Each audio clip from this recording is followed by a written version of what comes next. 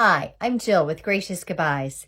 You're going to hear me say that again, but it will be from behind the camera as I introduce you to my friend Brian, who's a financial planner with Sunrise Wealth Partners. I've been trying to convince you here at Gracious Goodbyes that end-of-life planning is a gift that you give to your families. One of the portions of the gift is to have a great financial plan, or to at least have your finances in order before your final goodbye. One of the people who can help you with that is a financial planner. Brian's going to tell us what a financial planner is and why it's important to have one in your life. I'm going to break up the interview into a couple of different segments, some for now, some for later, so that I'm not overloading you with too much information all at once. I hope you really listen to what Brian has to say. He's a wealth of information. I learned a lot, and I believe you can too. Hi everyone, this is Jill with Gracious Goodbyes. I'm here with my friend Brian Bloxom, who's with Sunrise Wealth Partners. He's a financial planner and a financial advisor, and he's going to answer some questions for us today. Hi Brian. Hi there. Hi Jill. Can you please explain what a financial advisor is? Sure. There's a lot of different definitions or perceptions of what people think a financial planner is, but a financial planner, probably best said, is a qualified investment individual who helps individuals and corporations meet some objective that they're trying to meet. Okay. An objective that has to do with money. Always. Okay. So today, folks, we're talking about money and how Brian and people in his field can help us with ours. So that brings us to, why should somebody have a financial advisor or financial planner? Great question. And there's several reasons. Okay. I would say in most cases, people need help with a specific thing or objective that they're most concerned about. And that's how they usually start a process with a financial planner. It may be dealing with college planning for their kids. Okay. It may be I'm getting ready to retire in a few years and I'm not sure if I can do this yet. And I haven't really looked at it the way I should. It may be that I don't have enough income or I'm paying too much in taxes and I want to see if I can make my income more efficiently. So there's a lot of different ways that people could or should come to a planner. Okay. And so when's a good time to see a planner?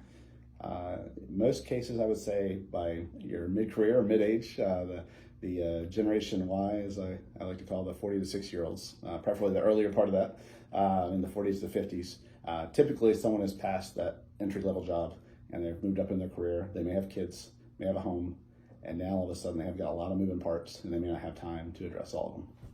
Okay. So in other words, it's never too late, never too early. Let me say never too early to see a financial planner. We can wait too long though, because we can try to retire and then find out we have no money. Right? That's correct. Okay. Or we can decide, oh yeah, it's time for the kids to go to college and I have no money. That's a very common theme. Yeah, I think I've been there. They have kids in high school and they realize that this bill's coming and they haven't planned for it. Okay. So actually, anybody who starts a career is a great time to see a financial advisor, but certainly by the time you're in your 40s, you should get some advice. Absolutely. Okay. And you give investment advice, you give all kinds of advice. Savings advice. I would always say a financial planner is as much deals with someone's personal finances as their investments in their time spent. And what I mean by that is if somebody's going to buy a bigger home, can I afford it? Oh, okay. Can I put more money away in my retirement, the work that I'm doing today? Okay. Or I'm not doing anything, I need to get started.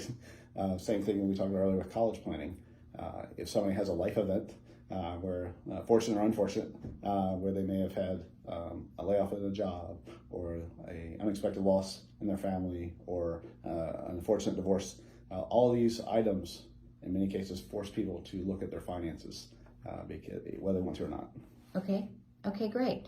And so for people who are considering downsizing, taking the independent living, assisted living, nursing home route. Sure. Are you willing to, and they have property, they don't know if they should sell, there are different kinds of assisted living facilities to go to, and they look at money differently. Sure. Is that also a good time to bring you in and have you look at their finances and what the best option might be for them going forward? Sure. It's never too late, and it's never too early.